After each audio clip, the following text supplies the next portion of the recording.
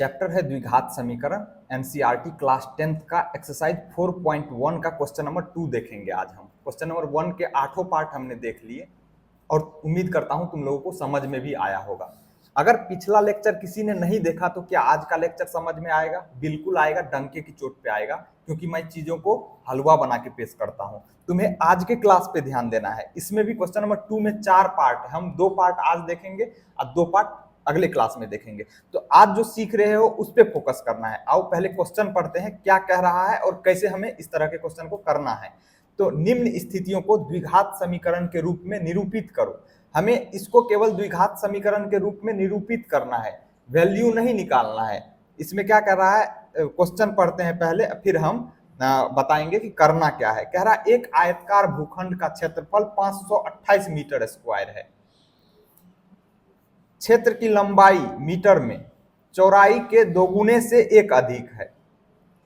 तो हमें भूखंड की लंबाई और चौड़ाई ज्ञात करनी है लंबाई और चौड़ाई। पर यहाँ पे हमें सॉल्यूशन करके लंबाई और चौड़ाई नहीं निकालना है, क्योंकि क्वेश्चन ये है निम्नलिखित स्थितियों को द्विघात समीकरण के रूप में निरूपित करो। तो द्विघात समीकरण का स्टैंडर्ड फॉर्म क्या होता है?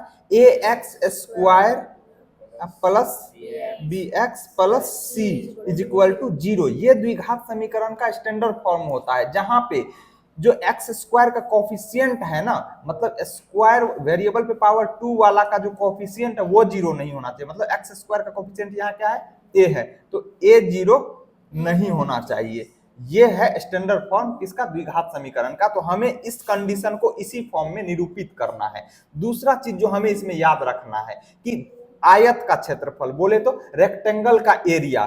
तो आयत का क्षेत्रफल क्या होता है?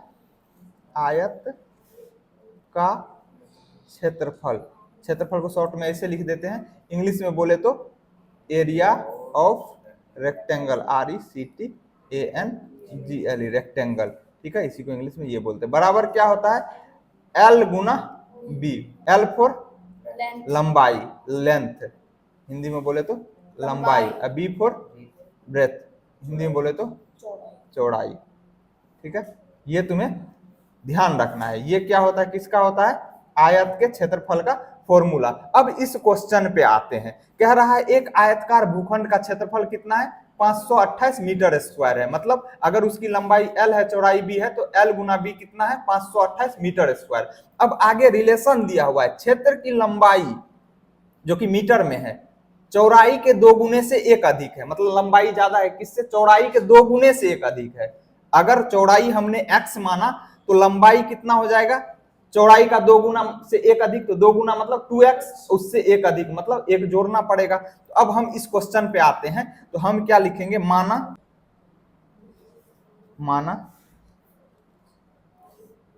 आयताकार भूखंड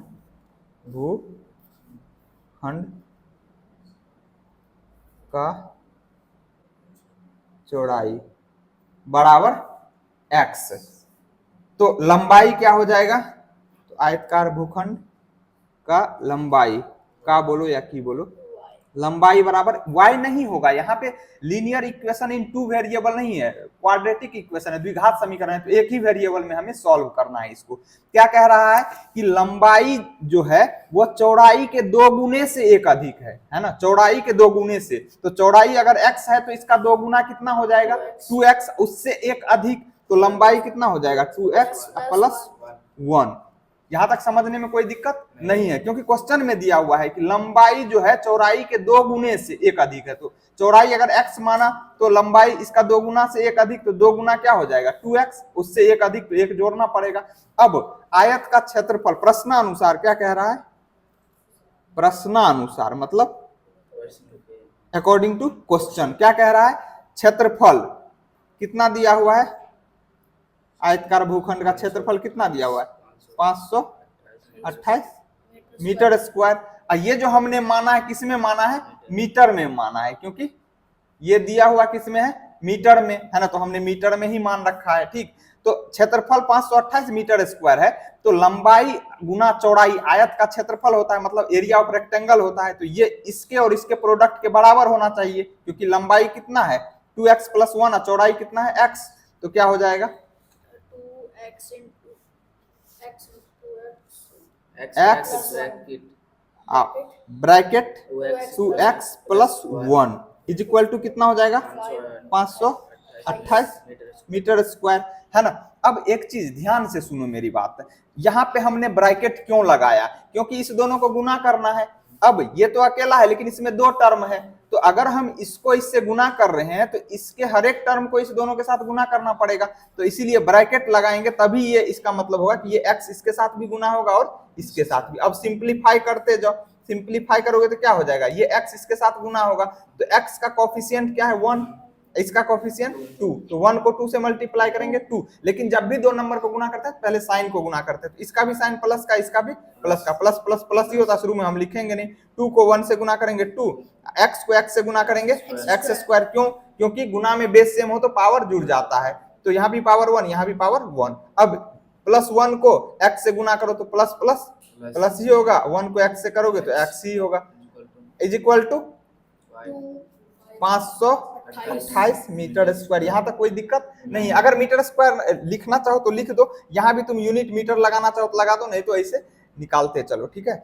x का जो वैल्यू आएगा वो मीटर में ही आएगा सिंप्लीफाई करोगे तो। अब इसको सिंप्लीफाई करो, क्या हो जाएगा, हमें ax square plus bx plus c, क्योंकि द्विघात समीकरण का स्टैंडर्ड फॉर्म क्या होता है, ax square plus bx plus c equal to 0, जहां a 0 नहीं होना चाहिए, मतलब x स्क्वायर का कोफिशिएंट 0 नहीं होना चाहिए, तो इस फॉर्म में लाना है तो RHS को 0 करना पड़ेगा, तो ये 528 मीटर स्क्वायर इधर प्लस साइन के साथ है, इधर आएगा तो माइनस हो जाएगा, 2x square plus x minus 528 metre square बराबर 0। देखो क्या ये ax square plus bx plus c के फॉर्म का आ गया, ax square plus bx plus c के फॉर्म का, है ना, ax square plus bx plus c equal to 0 के फॉर्म का आ गया ना। यहाँ पे a क्या हो गया 2, b क्या हो जाएगा 1 और c क्या हो जाएगा माइनस 528 मीटर स्क्वायर, ठीक है, यहाँ तक कोई दिक्कत नहीं है। तो यही हो गया द्विघात समीकरण के रूप में हमने इसको निरूपित कर दिया।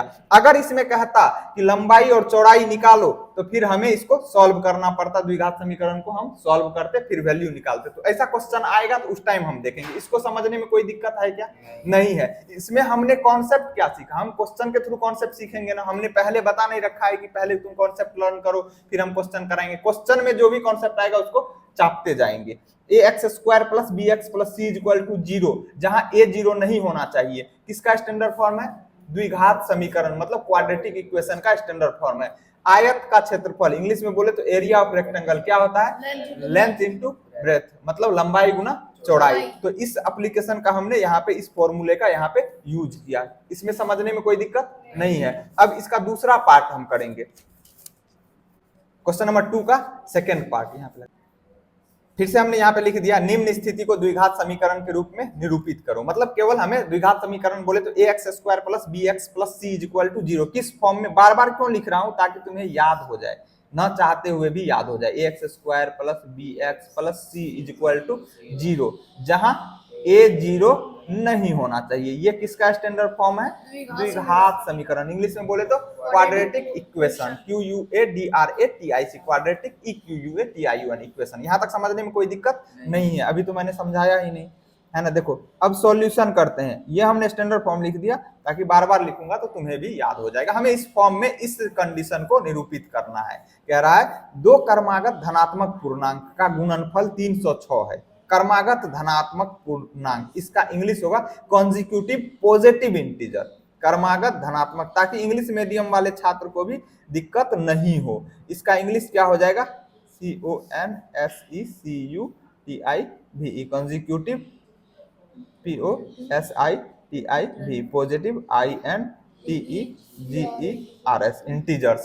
तो दो कर्मागत धनात्मक पूर्णांक मतलब 2 कंसेक्यूटिव पॉजिटिव इंटीजर्स का प्रोडक्ट कितना है, 306 है। अब एक बात बताओ, मैंने कहा दो लगातार नंबर बताओ, तो कौन सा नंबर बताओगे, दो लगातार नंबर, कोई भी मन में सोचो, 2 4 लगातार बताना है, एक नंबर कोई भी सोचो तुम, 2 तो दो के बाद कौन सा आएगा, 3, तो दो लगातार नंबर कौन हो गया, 2 और 3, और दूसरा नंबर बताओ लगातार 2 3 4 5 लगातार हो गया। अगर तुमने एक नंबर जो मन में मान लिया, मान लो 4 मान लिया, तो अगला नंबर लिखने के लिए क्या करोगे, 4 में एक जोड़ोगे तब 5 आएगा। तो कोई भी नंबर अगर लगातार लिखना है, एक नंबर तुमने मान लिया, अगला नंबर लिखना है तो उसमें हमें क्या करना पड़ेगा, एक क्या करना, एक जोड़ना पड़ेगा। तो अगर दो लगातार धनात्मक पूर्णांक का गुणनफल इतना है तो उसमें से बस एक नंबर को हम कोई मान लेते हैं x। अगर एक नंबर x है तो उसका अगला क्या हो जाएगा, x+1, क्योंकि लगातार मतलब क्या, जस्ट अगला। तो एक को हमने x माना तो जस्ट अगला क्या हो जाएगा, x+1। तो माना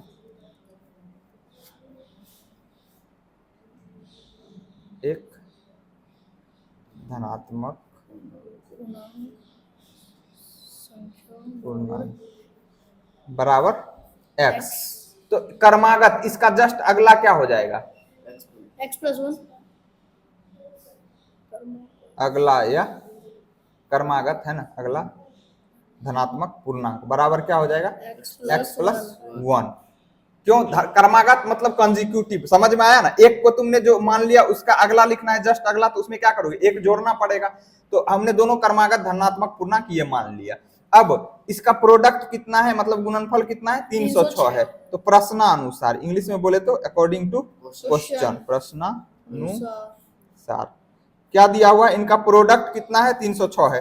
तो देखो इन दोनों को गुना करना है ना, इसमें दो टर्म आ गया ना, तो इसका मतलब इसको खोपचे में बंद करना पड़ेगा, मतलब ब्रैकेट में बंद करना पड़ेगा, तब इसके साथ गुना में लिखेंगे। तो x ब्रैकेट x+1। देखो इसके बीच में कोई साइन नहीं है, इस ब्रैकेट और इसके बीच में, तो मल्टीप्लाई का साइन है। लगा भी दो तो भी ठीक, नहीं भी लगाओ तो भी मल्टीप्लाई का ही माना जाएगा।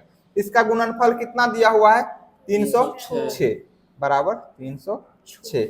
अब इसको मल्टीप्लाई करोगे, कैसे करोगे, यहाँ भी बच्चे मिस्टेक करते हैं। तो जब भी दो नंबर को गुना करते हैं पहले उसके साइन को गुना करते हैं। तो ये भी प्लस का, ये भी प्लस का, प्लस ही होगा, शुरू में हम प्लस लिखते हैं। उसके बाद हम कोफिशिएंट को गुना करेंगे। इसका कोफिशिएंट क्या है, 1, इसका भी 1, 1 को 1 से करेंगे 1 ही होगा। और फिर x को x से करेंगे x²। तो अगर केवल 1 रहता तब तो लिखते, लेकिन यहाँ वेरिएबल x² है तो x² डायरेक्ट लिखेंगे। फिर x को इस +1 से करेंगे, दोनों का साइन प्लस का, प्लस प्लस प्लस ही होगा। 1 को x से करेंगे 1x, तो डायरेक्ट x लिखेंगे, इज इक्वल टू 306। हमें किस फॉर्म में लाना है, x² + bx + c = 0 where a not equal to 0। इस फॉर्म में लाना है तो RHS को 0 करना पड़ेगा। RHS में जो है उसको उठा के इधर फेंको, इधर फेंकोगे तो इधर प्लस साइन के साथ, इधर आएगा तो माइनस साइन के साथ, है ना। तो x² plus x minus 306 is equal to 0। यही हमारा क्या हो जाएगा, आंसर हो जाएगा।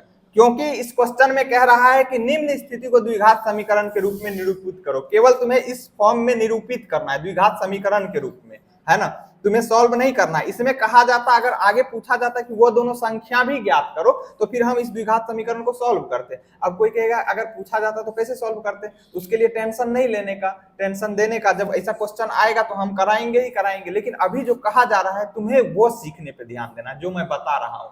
तो आज की क्लास में जो मैंने बताया वो समझ में आया, कोई डाउट है, नहीं है। अगर डाउट नहीं है तो हमारी जिम्मेदारी ये भी है कि हमने अभी जो इस चैप्टर में सीखा, मैंने कहा ना जितना मैं बता रहा हूं तुम उतना ही करो ना, एग्जाम में धुआं धुआं कर दोगे और तुम चाह के भी नहीं भूल पाओगे। क्योंकि जो चीजें हमने खत्म कर दिया ना उसको छोड़ेंगे नहीं, हम रिवाइज करवाते ही रहेंगे। तुम्हारी मजबूरी है, तुम जो हमारे हाथ या लात के रेंज में हो उसको तो ध्यान रखना ही पड़ेगा। अब जो ऑनलाइन देख रहा है वो तो तुम हाथ लात के रेंज में हो नहीं, तो मनमानी कर सकते हो, लेकिन जिस दिन पकड़ा गए तुम्हें भी थकूच देंगे पकड़ के।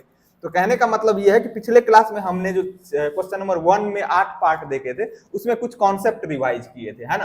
तो वो मैंने कहा था कि उसे ध्यान रखना है। उम्मीद करता हूं तुम लोग ध्यान भी रखे होगे, कितना रखे होगे वो तो मुझे पता ही है, लेकिन फिर से हम रिवाइज करवा देते। लास्ट का जो ये लास्ट वाला पार्ट है बहुत इंपॉर्टेंट है, इसे मिस मत करना कोई भी, ऑनलाइन या ऑफलाइन वाले। देखो इससे कॉन्सेप्ट रिवाइज होगा, पीछे की चीज भी नहीं भूलोगे। तो पिछले क्लास में जो हमने देखा था वो क्या देखा था कि द्विघात समीकरण का स्टैंडर्ड फॉर्म क्या होता है, ax² plus bx plus c is equal to 0, जहां a नॉट इक्वल टू 0। ये क्या है, द्विघात समीकरण का स्टैंडर्ड फॉर्म है, स्टैंडर्ड फॉर्म है। a नॉट इक्वल टू 0 का मतलब क्या, x² का कोफिशिएंट 0 नहीं होना चाहिए इसमें। बाद बाकी ये दोनों टर्म 0 भी हो जाए तो कोई फर्क नहीं पड़ता है। दूसरा चीज हमने सीखा था जो क्वेश्चन में कॉन्सेप्ट अप्लाई किया था वो ये कि a प्लस बी का होल स्क्वायर क्या होता है, a प्लस बी का होल स्क्वायर क्या होता है। फिर से बता रहा हूं, तुम लोग बोलते चलो a² plus b² plus 2ab, ठीक है। अगला a माइनस बी के होल स्क्वायर का भी हमने यूज किया था क्वेश्चन नंबर 1 के पार्ट में, क्योंकि हमारा मकसद है कॉन्सेप्ट सीखना, न कि हमने एक बार खत्म कर लिया तो भूल जाना। तो इसीलिए हम रिवाइज करवा रहे। a माइनस बी का होल स्क्वायर क्या होता है? a square plus B square minus 2ab। यहां तक कोई दिक्कत नहीं है। एक और चीज हमने देखा था, वो क्या देखा था? a प्लस बी का होल क्यूब बराबर a cube plus B cube plus 3a square B plus 3a B square. ठीक है। अगला हमने एक और देखा था, a माइनस बी का होल क्यूब बराबर क्या होता है? a cube minus B cube minus 3a square B plus 3ab square. Shivani तुम्हें याद नहीं है, याद करना पड़ेगा, इसी में काम नहीं चलेगा, है ना। तो जो चीज लिखाता हूं उसको याद करा करो। तुम बोलते हो तो मुझे समझ में आ रहा है कि तुम बस हाँ धीरे धीरे जब सब बोल देता है तो पीछे से बोलते हो, है ना। अब देखो आज के क्लास में हमने यही स्टैंडर्ड फॉर्म देखा, इसको इसी का एप्लीकेशन देखा, इसको हमने क्वेश्चन में अप्लाई किया कि हमें स्टैंडर्ड फॉर्म में इस कंडीशन को लिखना है तो कैसे लिखेंगे। और एक हमने चीज और क्या देखा, वो कि आयत का क्षेत्रफल क्या होता है। आयत का क्षेत्रफल इंग्लिश में बोले तो area of triangle, area of rectangle, RECTANGLE rectangle बराबर क्या होता है? लेंथ इनटू ब्रेड्थ, लंबाई